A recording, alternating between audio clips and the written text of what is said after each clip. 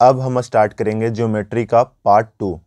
और ये देखिए फर्स्ट क्वेश्चन, यह जो क्वेश्चन है CGL Tier 1 2013 का पूछा गया है। देखिए बोला गया 2 सेंटीमीटर, 3 सेंटीमीटर, 5 सेंटीमीटर, 6 सेंटीमीटर लंबाई वाले खंडों में से किन्हीं 3 रेखा खंडों को लेकर हम कितने त्रिभुज बना सकते हैं। तो आपको ध्यान में रखना है कि एक त्रिभुज तब पॉसिबल है, जैसे मान लो एक त्रिभुज है जिसकी भुजाएं A यूनिट, B यूनिट और C यूनिट है, तो त्रिभुज तब पॉसिबल होगा जब दो भुजाओं का योग तीसरी भुजा से हमेशा बड़ी हो। ठीक है, तो जैसे यहाँ पर मुझे लेना है 2 सेंटीमीटर, 3 सेंटीमीटर, 5 सेंटीमीटर और 6 सेंटीमीटर। तो यहाँ पर अगर मैंने पेयर बनाया 3-3 लेंथ लेकर, तो पेयर बनेगा 2, 3, 5 का।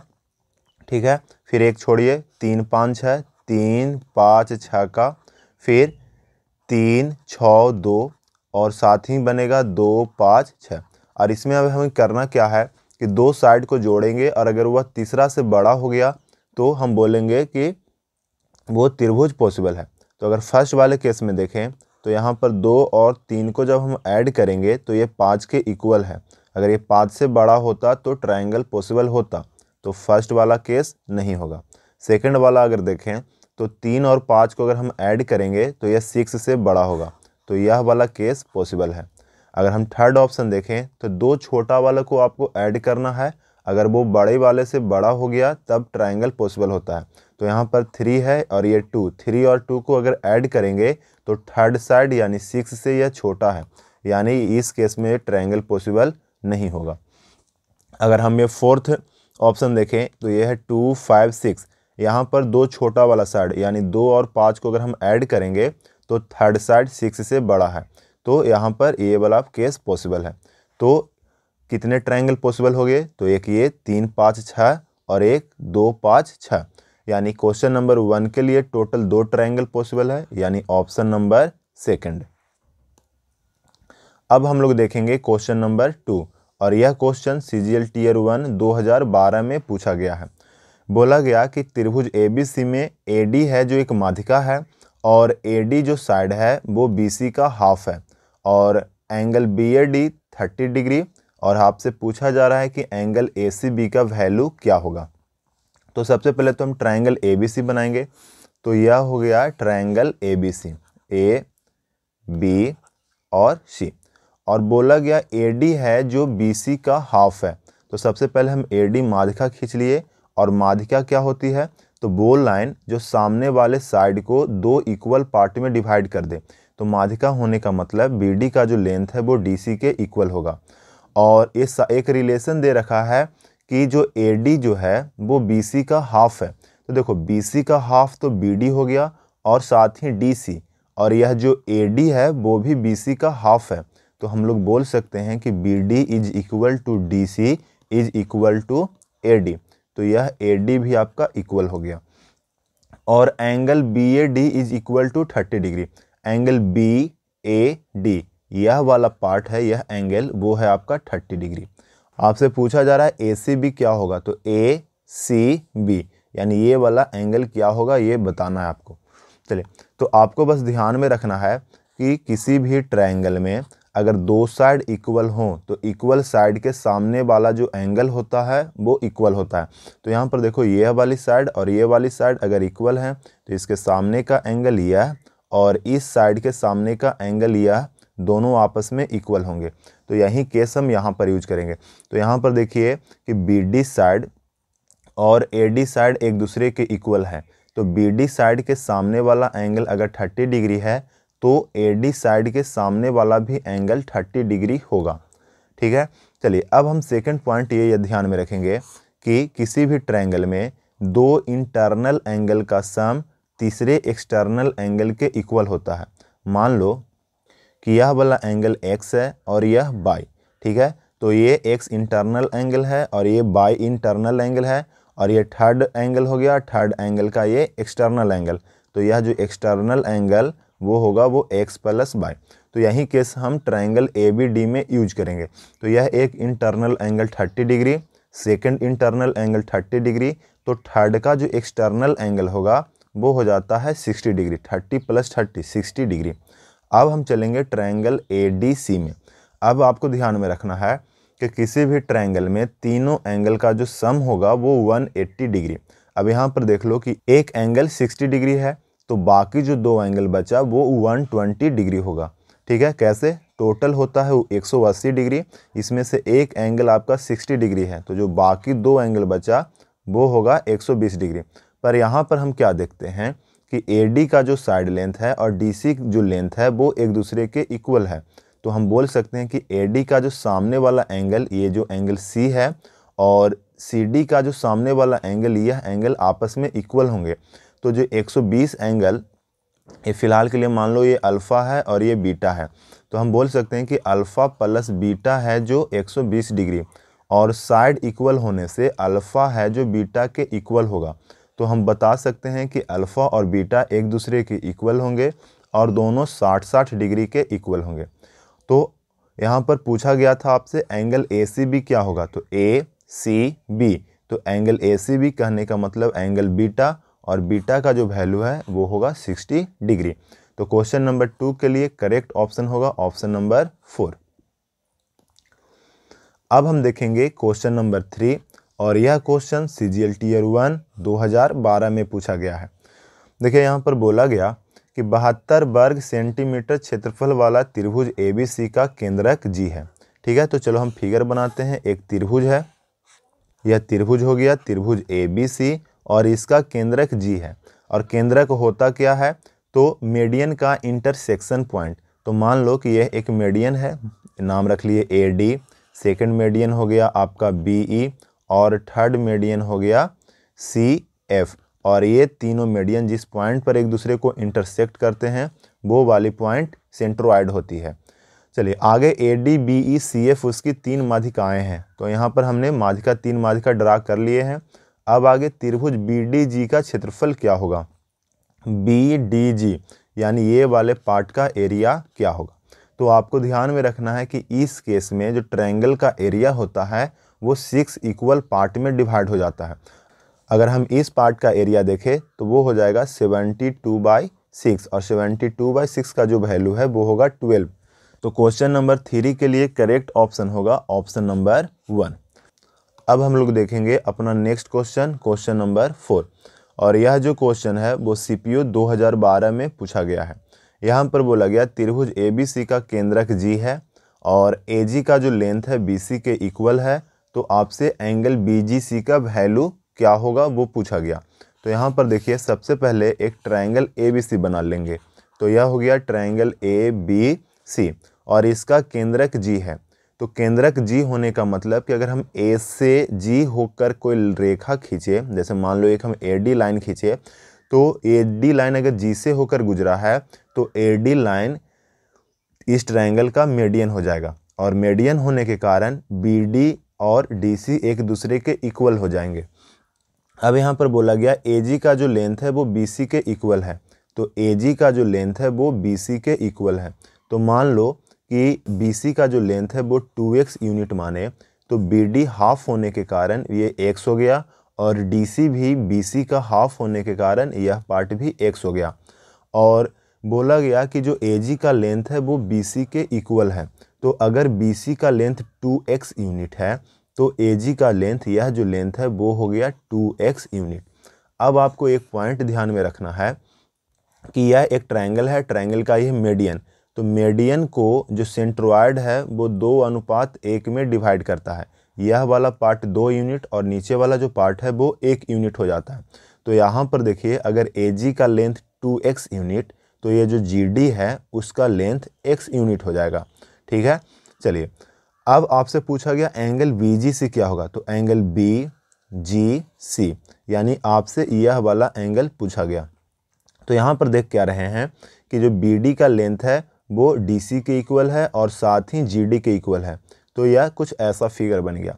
अब हम ट्रायंगल BGC में बात करेंगे। ठीक है, यह हो गया BGC, और यह एक मीडियन खींचा हुआ है D, जिसमें BD equal to GD equal to DC।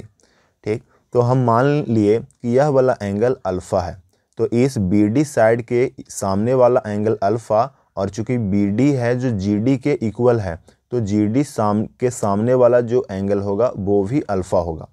अब अगर हम ट्रायंगल BGD की बात करें तो एक इंटरनल एंगल अल्फ़ा, दूसरा इंटरनल एंगल अल्फ़ा, तो यह जो तीसरा एक्सटर्नल एंगल होगा वो होगा 2 अल्फ़ा। अब यहाँ पर देख क्या रहे हैं ट्रायंगल GDC में कि GD का जो लेंथ है वो DC के इक्वल है, तो हम बोल सकते हैं कि GD के सामने वाला एंगल यह C वाला पार्ट और DC के सामने वाला एंगल यह एक दूसरे के इक्वल होंगे। तो ये देखो एक एंगल अगर 2 अल्फ़ा है तो बाकी दो एंगल 180 डिग्री माइनस 2 अल्फ़ा होगा।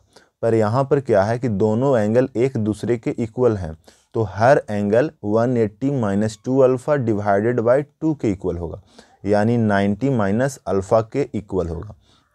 तो यह एंगल यह हो गया 90 माइनस अल्फ़ा। हमसे पूछा गया था एंगल BGC क्या होगा, तो यहाँ पर देखिए कि एंगल BGC यानी यह वाला एंगल, तो यह एंगल हो जाएगा अल्फ़ा प्लस 90 माइनस अल्फ़ा। अगर हम इसे सॉल्व करें तो अल्फ़ा से अल्फ़ा कैंसल, तो एंगल होगा 90 डिग्री। तो क्वेश्चन नंबर 4 के लिए करेक्ट ऑप्शन होगा ऑप्शन नंबर 1। अब हम देखेंगे अपना नेक्स्ट क्वेश्चन, क्वेश्चन नंबर 5, और यह क्वेश्चन LDC 2011 का है। देखिए यहाँ पर बोला गया त्रिभुज ABC में O केंद्रक है, तो यह हो गया ट्रायंगल ABC और O इसका केंद्रक है, और ADBECF 3 माध्यिकाएँ हैं, तो माध्यिका जो है वो O से ही होकर गुजरेगा। ठीक, तो ये 3 माध्यिका बना लिए ADBE और CF, और त्रिभुज AOE का क्षेत्रफल 15। AOE यानी यह जो पार्ट है इसका एरिया दिया हुआ है 15, और आपसे पूछा गया है BDOF का क्षेत्रफल क्या होगा, तो BDOF कहने का मतलब यह जो पार्ट है इसका एरिया क्या होगा। तो अभी कुछ देर पहले हमने बताया कि इस केस में जो ट्रायंगल का एरिया होता है वो 6 इक्वल पार्ट में डिवाइड हो जाता है, हर का वैल्यू बराबर होगा। अगर ये वाला पार्ट, अगर एरिया ऑफ ट्रायंगल AOE अगर 15 है तो हर पार्ट का वैल्यू 15 ही होगा। अब आपसे जो पूछा गया था BDOF, तो जो BDOF है वो दो ट्रायंगल के एरिया के इक्वल के बराबर है। एक तो हो गया ट्रायंगल BDO और एक हो गया ट्रायंगल BFO। तो अगर दोनों को अगर हम ऐड करें तो यह होगा 15 प्लस 15, और 15 प्लस 15 यह हो गया 30। तो क्वेश्चन नंबर 5 के लिए करेक्ट ऑप्शन होगा ऑप्शन नंबर 2। अब हम लोग देखेंगे अपना नेक्स्ट क्वेश्चन, क्वेश्चन नंबर 6, और यह क्वेश्चन LDC 2012 का आया हुआ है। यहाँ पर देखिए कि किसी त्रिभुज का लंब केंद्र तथा केंद्रक एक समान हो तो वह त्रिभुज कौन सा होगा। तो आपको ध्यान में रखना है कि समबाहु त्रिभुज के ही केस में लंब केंद्र हो, परिकेंद्र हो।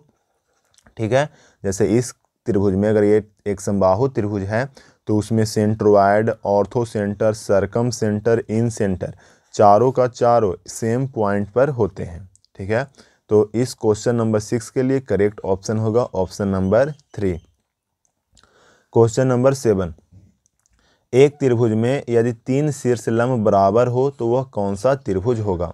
तो आपको ध्यान में रखना है कि समबाहु त्रिभुज के भीतर तीनों शीर्ष लंब एक दूसरे के इक्वल होते हैं। ठीक है, और साथ ही ध्यान रखना है कि वहीं शीर्ष लंब त्रिभुज का माध्यिका होंगे, त्रिभुज का एंगल बाइसेक्टर भी होंगे। ठीक, तो इस तरह से याद रखेंगे आप। तो क्वेश्चन नंबर 7 के लिए करेक्ट ऑप्शन होगा ऑप्शन नंबर 2। अब देखेंगे क्वेश्चन नंबर 8। इसमें बोला गया कि त्रिभुज ABC में एंगल B और C के आधार कोण BO CO द्वारा द्विभाजित होते हैं, तो हमसे पूछा गया एंगल BOC क्या होगा। तो ये देख लो, ये हो गया ट्रायंगल ABC, और एंगल B और एंगल C का जो एंगल बाइसेक्टर है BO और CO, तो मान लो यह वाला C पॉइंट हो गया, और B से अगर O को अगर मिला दे तो इसे 2 इक्वल पार्ट में डिवाइड कर देगा, और अगर हम C से O को ज्वाइन कर दे तो एंगल ACB यह भी 2 इक्वल पार्ट में डिवाइड हो जाएगा। और हमसे पूछा गया एंगल BAC, यह वाला पार्ट क्या होगा जो। तो देखो यहाँ पर कि B से O को जब ज्वाइन किए तो एंगल B 2 इक्वल पार्ट में डिवाइड हो गया। तो 2 इक्वल पार्ट में डिवाइड होने का मतलब कि हर पार्ट B/2 के इक्वल हो गया। ठीक उसी तरह से अगर हम O से C को ज्वाइन कर दें तो यह जो एंगल C है वो भी दो इक्वल पार्ट में डिवाइड हो जाएगा, यानी हर पार्ट C/2 के इक्वल हो गया। अब हम एंगल BOC को मान लिए कि यह थीटा डिग्री है, तो यह जो पार्ट है वो हो गया थीटा। तो अगर हम ट्रायंगल ABC में चले तो किसी भी ट्रायंगल में तीनों एंगल का जो सम होता है वो 180 डिग्री। तो angle A plus angle B plus angle C is equal to 180 degree. अगर हम LHS और RHS में 2 से डिवाइड कर दें तो यह होगा A/2 plus B/2 plus C/2 is equal to 90 degree. अब हम चलेंगे ट्रायंगल BOC में, तो इस त्रिभुज में भी तीनों एंगल का जो सम होगा वो 180 डिग्री। तो B/2 plus C/2 plus theta is equal to 180 degree.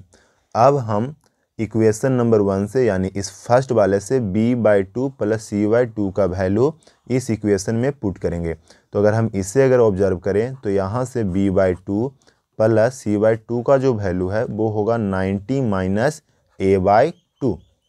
तो इसके बदले हम लिख सकते 90 minus A/2 plus theta is equal to 180 degree. तो यहाँ से जो थीटा का वैल्यू होगा वो होगा 180 माइनस 90 प्लस A/2। तो थीटा का जो वैल्यू है वो हो जाएगा 90 प्लस A/2। तो क्वेश्चन नंबर 8 के लिए करेक्ट ऑप्शन होगा ऑप्शन नंबर फर्स्ट। अब हम देखेंगे अपना क्वेश्चन नंबर 9 और यह क्वेश्चन LDC 2010 का पूछा गया है।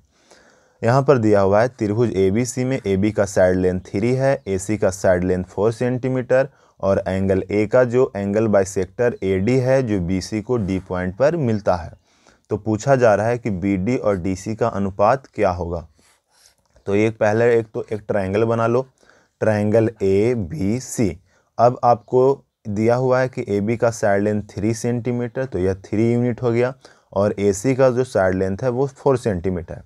एंगल A का जो समद्विभाजक है जो AD भुजा BC को D पर मिलता है, तो एंगल बाइसेक्टर हम AD खींच लिए और ये जो BC है BC पर D पॉइंट पर मिला। तो यहाँ पर एंगल बाइसेक्टर होने के कारण यह एंगल इसके इक्वल हो गया। अब पूछा जा रहा है कि BD और DC का अनुपात क्या है। तो BD और DC का अनुपात क्या है, तो आपको ध्यान में रखना क्या है कि किसी भी ट्रायंगल में, देखो ये ट्रायंगल हो गया, इसका दो साइड पता है A और B और इसके बीच वाले एंगल का अगर हम एंगल बाइसेक्टर खींच ले तो सामने वाले साइड को A अनुपात B में ये डिवाइड करेगा। ठीक है, A इस पे डिपेंड करेगा और यह वाला जो पार्ट है इस B के रेशियो पे डिपेंड करेगा। यानी एंगल बाइसेक्टर है जो सामने वाले साइड को करस्पॉन्डिंग साइड लेंथ के ही रेशियो में डिवाइड करता है। तो BD और DC का जो रेशियो होगा वो होगा 3:4, यानी यह हो गया 3:4। तो क्वेश्चन नंबर 9 के लिए करेक्ट ऑप्शन होगा ऑप्शन नंबर 3। अब क्वेश्चन नंबर हम 10 देखेंगे। यहाँ पर यह क्वेश्चन CGL Tier 1 2012 का आया हुआ है। यहाँ पर दिया हुआ है कि त्रिभुज की दो भुजाएं 4 सेंटीमीटर और 10 सेंटीमीटर है। यदि तीसरी भुजा की लंबाई 8 सेंटीमीटर है तो इसमें से इस ऑप्शन में से A का कौन सा वैल्यू पॉसिबल होगा। क्वेश्चन नंबर 10 के लिए हमें यह ध्यान में रखना है कि एक ट्रायंगल जिसकी भुजा A, B और C दिया हुआ है, तो ट्रायंगल पॉसिबल होने का जो शर्त है कि थर्ड साइड दो भुजाओं के सम से छोटा हो तथा दोनों भुजाओं के अंतर से बड़ा हो। तो अगर मान लो कि अगर A मेरा 4 यूनिट है, B मेरा 10 यूनिट है और C मुझे निकालना है, तो जो C का वैल्यू है वो 4 + 10 के सम से छोटा होगा और 4 - 10 के डिफरेंस से बड़ा होगा। यानी C का जो वैल्यू है C से बड़ा और 14 से छोटा होगा। तो क्वेश्चन नंबर 10 के लिए करेक्ट ऑप्शन होगा ऑप्शन नंबर 4।